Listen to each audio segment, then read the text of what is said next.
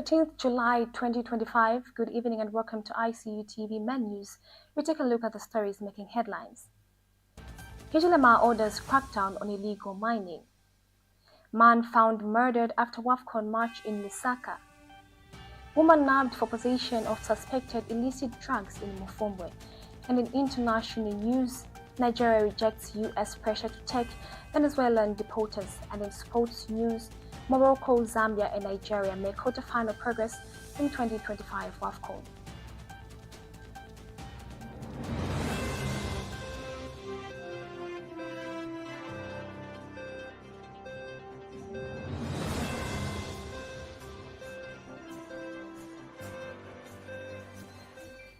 With the news in details, my name is Miriam Deborah Gamani. President Hakainde Hichilema has directed the Ministry of Mines and Law Enforcement agents to take swift action against illegal mining, citing the growing dangers to lives and national security. He said the government will not tolerate lawlessness in the mining sector and stressed that operations must follow legal and safety standards to benefit Zambians through taxes and job creation. Hichilema also called for greater involvement of traditional leaders in mining governance and urged citizens to cooperate with authorities to avoid further loss of life. Meanwhile, UPND Chongwe District Chairperson Rachel Simenda has advised illegal miners in Mufumbwe to avoid being misled by political influence and instead follow legal procedures to engage in self- and professional mining. She urged miners to form cooperatives and work through district officials to access opportunities, noting that the government's priority is to protect lives and not deny access to natural resources. Simenda emphasized that President Hakainde Hichilema's goal is to empower citizens through responsible mining, warning that the unsafe practices have already led to fatalities and trapped bodies underground. A man in his 30s identified as Danny Sinyangwe has been murdered in John Howard compound Lusaka. Police say he was attacked with a knife and metal bar by an unknown assailant. According to Zambia Police Assistant Public Relations Officer Chipo Kaitasha, Sinyangwe's body was discovered by 15-year-old Gift Tembo, a neighbor who had gone to check up on him. Tembo said the victim was last seen with an unidentified man late the previous night after watching the Zambia vs DRC WAFCON match. Residents have expressed shock over the brutal killing. Mildred Kapasa, a neighbor, said she heard no commotion during the incident and urged police to ensure justice is served. Police in Mufumbwe district have arrested Gracie Banda, 35, of Matero, Lusaka, for being found with suspected illicit drugs during a security check at Kikonge mine on July 21st. Seized items include 21 bottles of Belen and codeine 162 sachets of suspected marijuana, a plastic bag containing unpacked marijuana, and 11,070 kwacha in cash. The suspect was traveling in a Toyota Allion driven by Lawrence Siame, 26, of Mandevu, Lusaka. The vehicle has been impounded and the matter handed over to Drug Enforcement Commission. We take our first break. Stay tuned for more news. At the Information and Communications University, we're not just educating students, we're shaping the future of Zambia and beyond.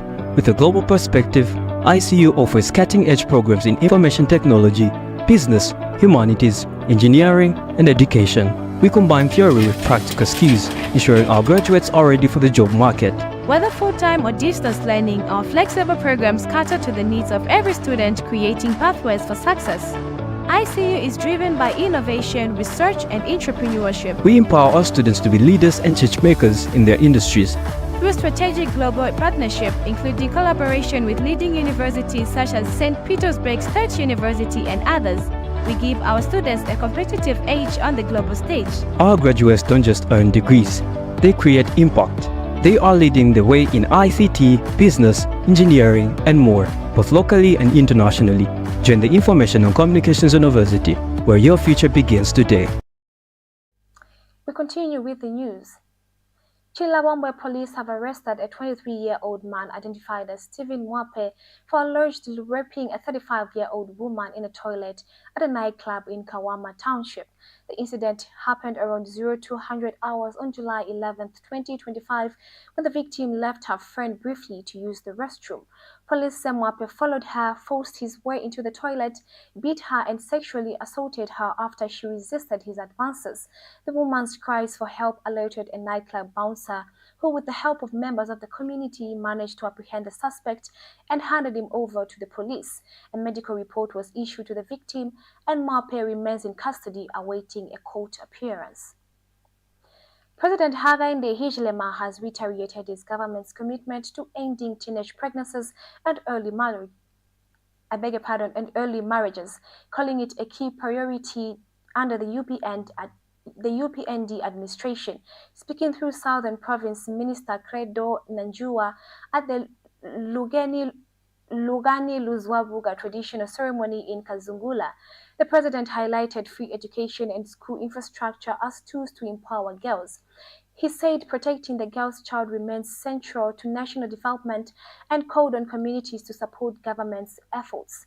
You're still watching Icu TV Man News. We take a short break. More to come in international and sports news. Stay tuned.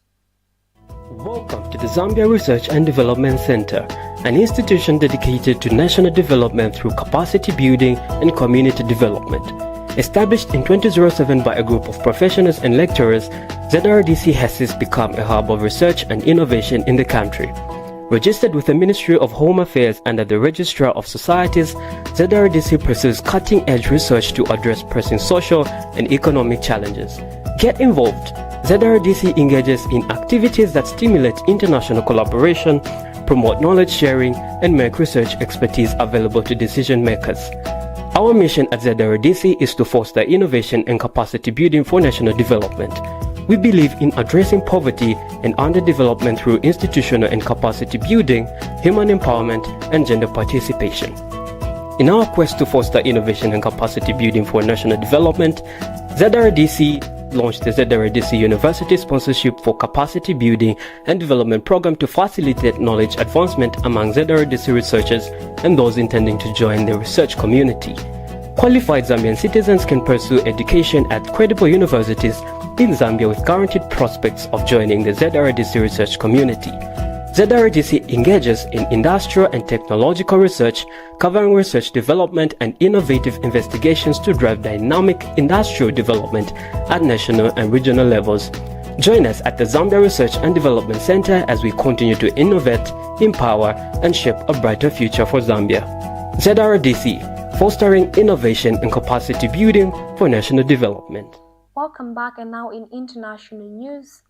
Nigeria's Foreign Minister Yusuf Tuga has stated that the country will not succumb to the pressure from the Trump administration to accept Venezuelan deportees or third country prisoners from the U.S.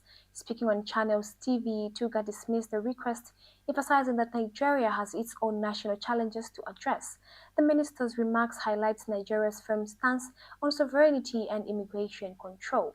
And still in international news, a group of Israel protesters held a solemn vigil to honor Palestinian children killed in Gaza amid the ongoing conflict. The demonstrators lit candles and displayed photos of the victims in a call for justice and peace. Ken Stam member Ofer joined the protests, strongly condemning what he described as genocide, butchery, ethnic cleansing, and fascism in Gaza. He urged an immediate end to violence and accountability to all parties involved. The vigil comes amid mounting international pressure over the high civilian toll of Israel's military campaign, with children marking a significant number of the casualties. We'll take a short break. Stay tuned for sports news. Did you know that mental health conditions are treatable and recovery is possible? Hi, I'm Ngenia Febamoyo. I'm your host on Let's Talk Mental Health. I invite you all to this show where you freely express yourself, and together we find a solution. For more details, you can contact 0777 93 73 92, and we'll be there to help you find solutions to whatever you're going through.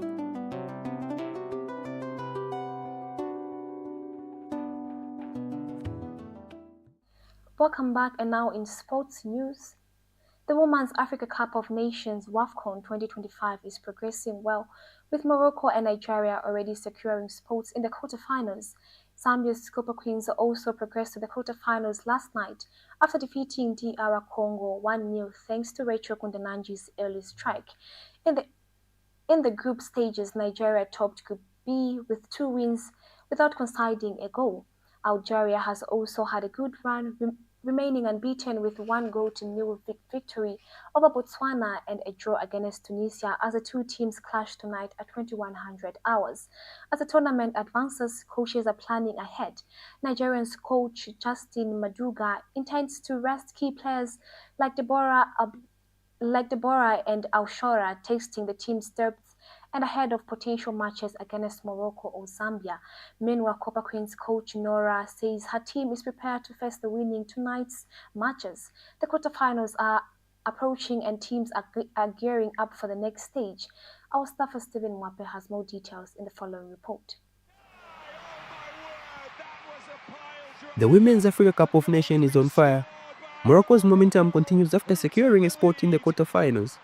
Meanwhile, in an exciting Group A showdown, Zambia's Copper Queens edged out DR Congo 1-0 thanks to Rachel Kundananji's early strike. In other news, Nigeria has already sealed their spot in the quarterfinals, topping Group B with back-to-back wins without conceding a single goal.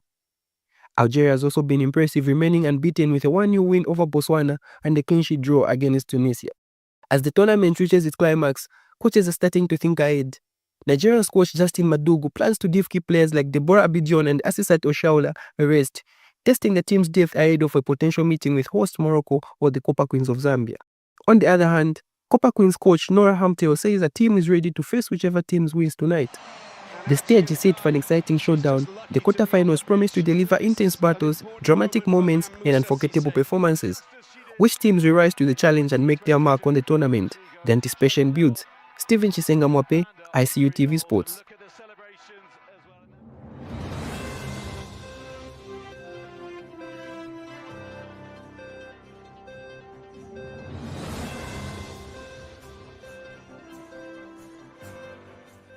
That sports item brings us to the end of Icu TV menus, but before we leave, let's take a look at the stories that made headlines. Hichilema orders crackdown on illegal mining. Man found murdered after WAFCON march in Lusaka. Woman nabbed for possession of suspected illicit drugs in Mufumbwe. And in international news, Nigeria rejects US pressure to take Venezuelan deportees. And in sports news, Morocco, Zambia, and Nigeria make quarterfinals progress in 2025 WAFCON.